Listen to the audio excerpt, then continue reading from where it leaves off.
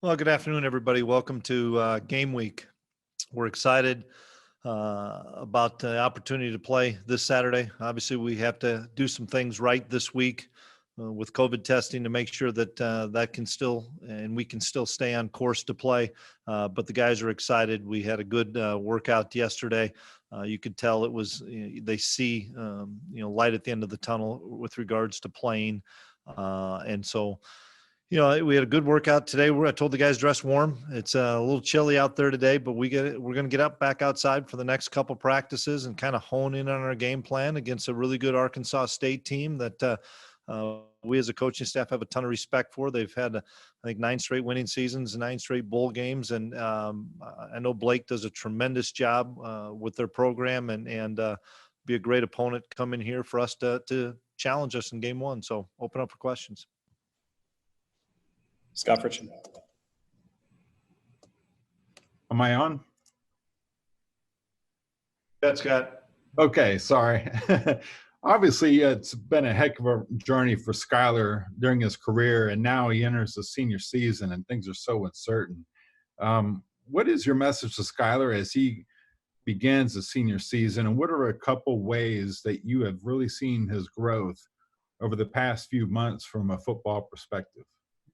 Well, my message to him is enjoy the journey and enjoy it and play within yourself. Follow the game plan, follow your reads. He's playing with so much confidence, very comfortable in our system. And so I'm excited about the growth that he's made really from last year at the end of the year to where we're at now. We can add so many more things to his plate from making adjustments at the line of scrimmage, to changing protections, to changing routes, to changing the run game, whatever it may be. And he's in total control of the offense now, and that excites me. And I also know that we're not a well-oiled machine yet on offense either, just because of missed guys for whatever reason and missed practice time. So I think it's going to continue to be a work in progress this year, but I'm excited about what he's capable of doing for his senior year. And I'm probably dating myself, but in the 27 years I've been at Kansas State, it's been very rare that you've had a true freshman running back crack the 2 deep for a season opener. What is it about Deuce Vaughn that allowed him to climb so high so quickly, and what makes him special? Well, he's got a great skill set. He can catch the ball extremely well. He's got great vision.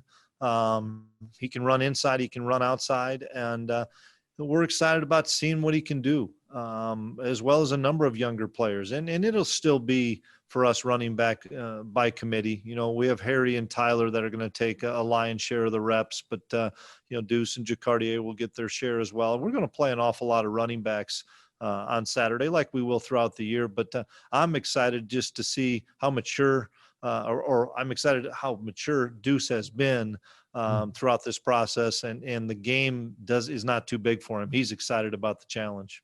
Thank you so much. Yeah. Kels.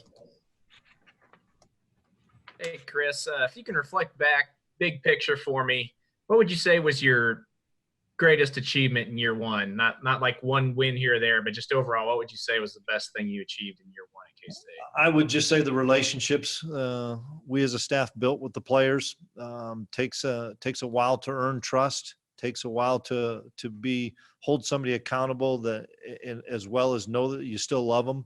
That doesn't happen overnight. It's still happening, and it's still a work in progress because we missed so much time in the spring. But that's probably, as a staff, are something that we're most proud of, is the fact that we feel like we've been around these guys for a number of years, not just a little over a year with the time we missed.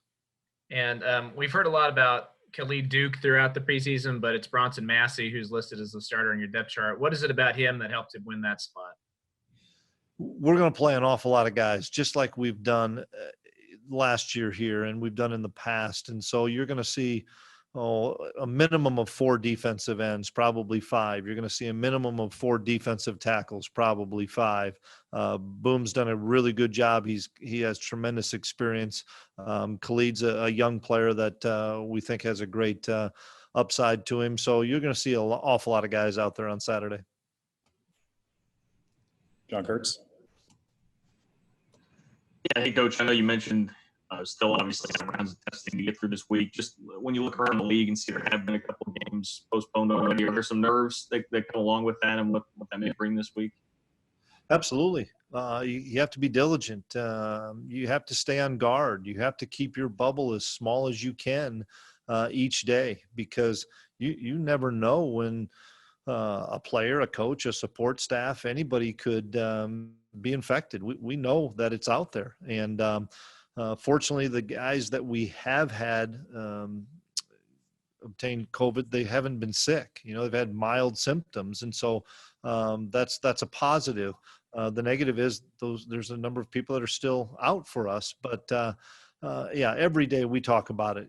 Make sure when you leave the facility that you know who you're around. You protect yourself, you protect the team, keep your bubble small, and if we continue to do those things on a daily basis and continue to stack those great days, we can get to Saturday and how great it's going to be to play a game. Now that we sit here on game week, how comfortable do you feel with the offensive line and the guys that you're going to be able to run out there on Saturday? I feel comfortable. Coach Riley has done a tremendous job with those guys. We're going to play a number of guys up front, and they need snaps. They need experience, and it's going to be good for those guys. We're going to make some mistakes in the offensive line. I like our athleticism. I like our aggressiveness. But we're going to have some errors, and that's just part of a young group playing together for the first time, as well as shuffling guys in and out, because we're going to play more than 5. And so it'll be a work in progress, like it's going to be throughout the early part of the season. But I think that's a little bit of what college football is going to be like throughout the early part of the season. Everybody's going through some issues or some growing pains at specific positions, and you're going to play more and more guys, maybe because of it's a lack of repetitions, and you want to make sure that you keep guys healthy, as well as the fact that you're just down certain numbers at different spots. Thanks, Chris. Bet. Adam Meyer. Coach, now that it's game week and the first game day is this Saturday, how does the coronavirus affect the daily life of these players? Well, it affects them every day, without question. They always are being asked to protect themselves. They're helping each other protect themselves by reminding guys to social distance, wear a mask, have great hygiene. Something we talk about after practice every day, making sure that keeping your bubble small, like we talked about before.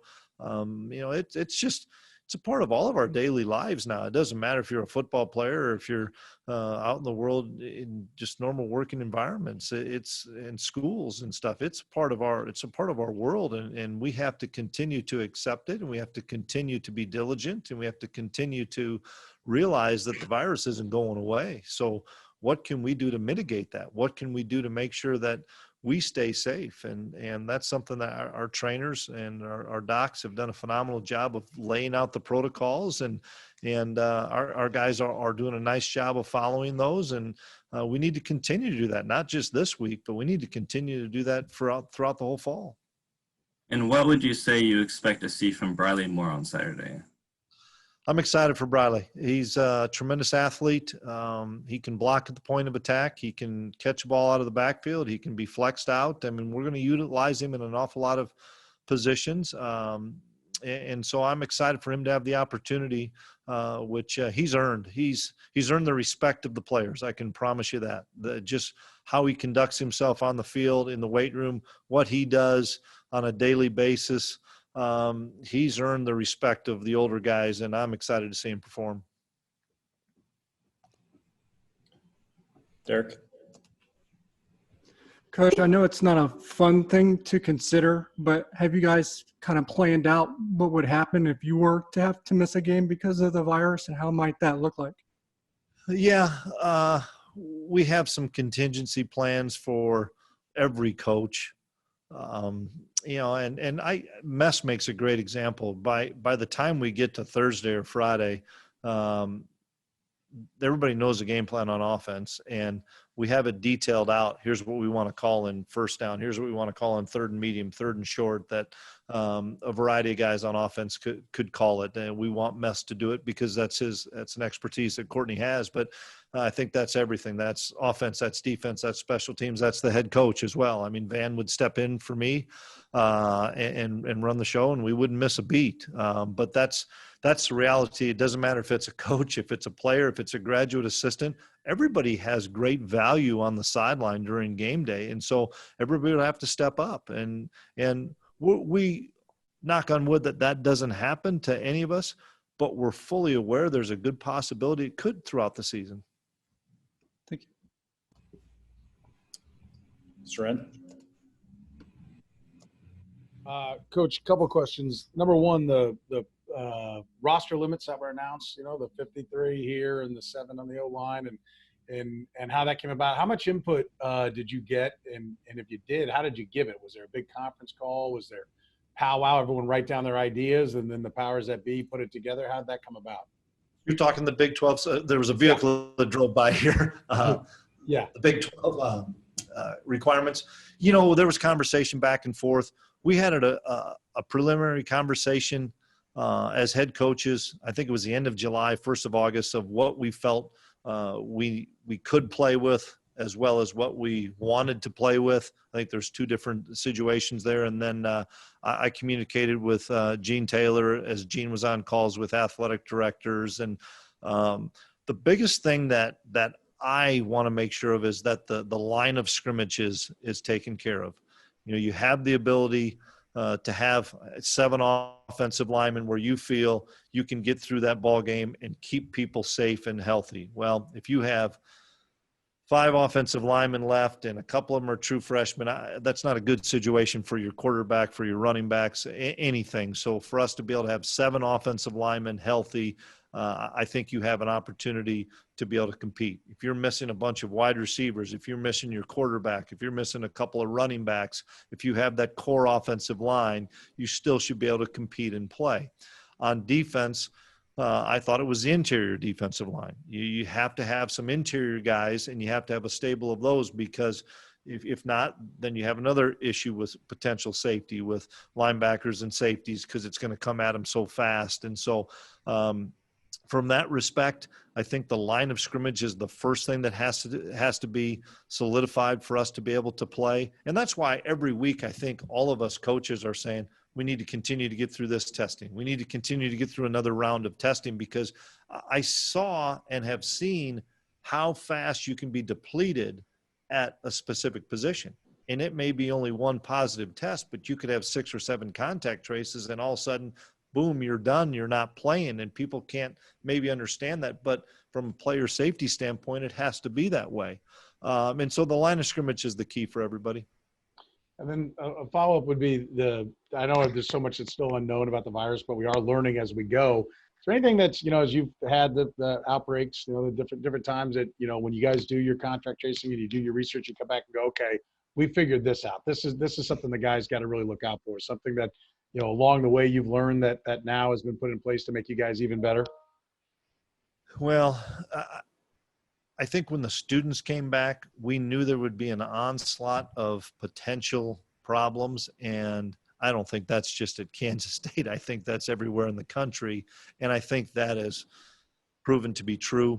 And so more than anything, it's just, and I understand 18 to 24-year-olds are gonna do some things, and they're gonna have some fun, and potentially a 2-week illness for the general student, if they're not sick, isn't something that they're that concerned about. Where a 2-week illness or a 4-week illness for a student athlete is something that, you're missing an awful lot of time. And so we've just continued to preach to our guys, avoid large gatherings, avoid the bar scene, avoid house parties, avoid anything where you're going to be indoors or outdoors. I don't care which one it is. And you have multiple people, 10 or more, and you're not sure if everybody's wearing a mask. And let's be honest, it's tough for an 18 to 22-year-old, because I have that age group at home myself, that they always have a mask on. And so that's the thing that we just keep preaching to our guys, to try to keep themselves and to keep their teammates safe by having that small bubble of knowing who you're with. Kels? You mentioned it just there, but when a player does test positive, is it a 4-week timetable for them to return, or is it less than that? Dallas, I wish I could answer that. That's still to be determined. I know that there's an isolation period of 10 plus days, and then everybody's going to be different as far as how soon they come back, because there's an awful lot of tests they have to complete. Obviously, everybody knows a number of those things are on the heart with echoes and EKGs and some other things that nobody's going to be put back out there before the docs are 100% sure they're ready to go. Is that an extra week? Is it an extra 4 weeks? Every case has been different that I have seen so far. And I also want to ask about the wide receivers. It seems like that's got to be a tricky situation right now where you're trying to build cohesion with the quarterback. What's that been like through camp, getting those guys on the same page? It's a challenge. There's no question. It's a challenge because we've had guys in and out of the lineup. We've not practiced because our numbers were down for a period of time. We didn't practice 3 consecutive days very often. We'd be on for 2 and then off for 1, just because of some of our numbers at certain spots were a little bit low. So I don't think we had a chance to get a lot of cohesiveness going between the quarterbacks, receivers. It's getting better. No different. I think it has a chance to improve. I'd say the same thing about your secondary or your offensive line. Any position where there's a player down, whether it's because of an illness or because of an injury, you want to make sure that communication it stays connected all the time with the same kind of voices. And it just hasn't been. But that's for everybody across the country. It's not just us. I know everybody. I look at our punt team, even our punt team, we're going to have a new punter back there. We're going to have a new guy calling the shield because we lost Blaze Gammon. So that guy's changed a lot for us. The guy that's calling the shield, the punt group up front has changed because of some injuries and things. So everything is about continuity, and it's hard to have continuity right now in college football, and everybody's going through it. And so you do the best with what you have, and you continue to stay positive with the guys. Walters. Hey, Coach, as it pertains to Arkansas State, a couple of questions. First, as you saw what took place against Memphis, what do you see as the differences between their 2 quarterbacks, and do you expect Arkansas State to use both guys on Saturday? And then I'll get to my next question. I do expect both guys to play on Saturday. I think they both, throughout their body of work, probably have earned a right to be able to play. And I think the thing that's hard for us to replicate, and everybody knows it, that runs this style of offense is the speed. Can we get lined up? If we can get lined up, we have a chance. Well, come on, it's not that hard to get lined up. That's their nature of their offense, is to make sure you cannot get lined up quickly. And the second question, with the newcomers, the changes in the secondary, I'd like to hear your perspective on the matchup with Arkansas State's size and athleticism on the edge at wide receiver. They're extremely talented at wide receiver. Good thing for us, we're experienced in the secondary. Between Lance, AJ, Keandre, they've played an awful lot of football. Keandre, obviously, at Minnesota. Our safeties have played an awful lot of football. So it'll be a big challenge for our guys, without question. It'll be a challenge because they have really, really good skill outside. So we have to do a number of really good things of changing up our coverage and rolling different ways and showing them different pictures. And you have experienced quarterbacks that probably seen an awful lot, but we have to continue to be able to mix things up. Ryan Black. Hey, Chris, how you doing today? Great. How are you doing? I'm doing pretty well. We've heard a lot about Khalid as well as the true freshman running backs, but is there maybe one or 2 guys who we haven't heard about as much, but have really come a tremendous way since you guys reconvened for camp? Boy, I look across the offense, and it's a lot of older players. So, I'm excited about Cooper Beebe. Here's a young guy that is really a freshman that's going to play an awful lot for us on the offensive line.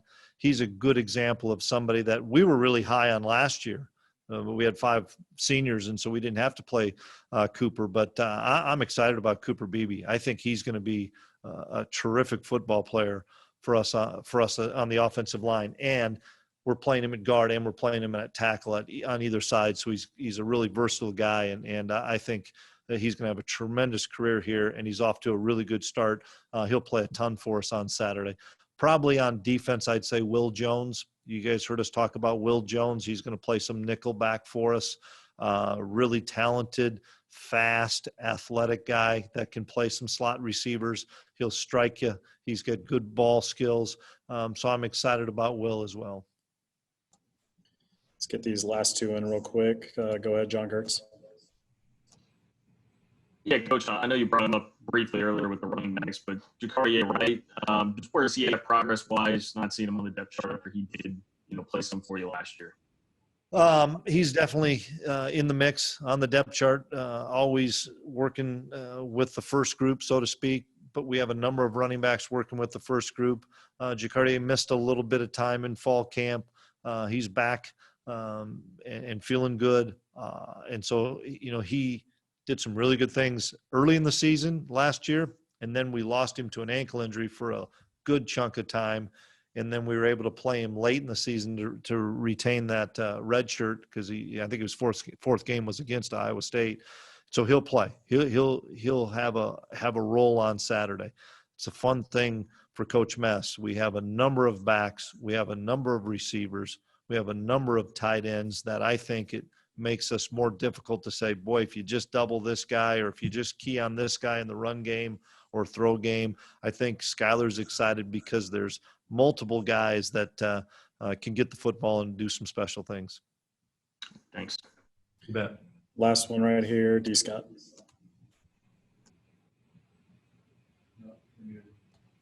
You're muted. Hold on.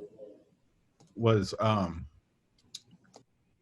last time we talked to Coach Stannard, he said that J-Ball was knocking off some rust. Where do you see Justin Hughes in his progress over camp? He's improved. I don't think J-Ball is where he wants to be, but he's getting better. He came off a really serious knee injury, and from understanding what we're doing and getting guys lined up and being a great voice and communicator out there, he's every bit of what I knew he was going to be. From a physical standpoint, I know he's going to just continue to get stronger as the year goes on. I'm telling you guys, that was a horrific knee injury that he suffered. He's got Eli, who's suffered a horrific knee injury as well. So they have some things to feed off each other and utilize. But he's going to play an awful lot for us. We're fortunate there because Daniel Green's going to play an awful lot for us at Mike Backer. Justin Hughes is going to play a lot for us at Mike Backer. Eli Sullivan's going to play a lot for us. Cody Fletcher's going to play a lot for us. We have 4 linebackers with really good experience that can feed off of each other, and we're going to need all 4 of them, not only Saturday, but throughout the entire year.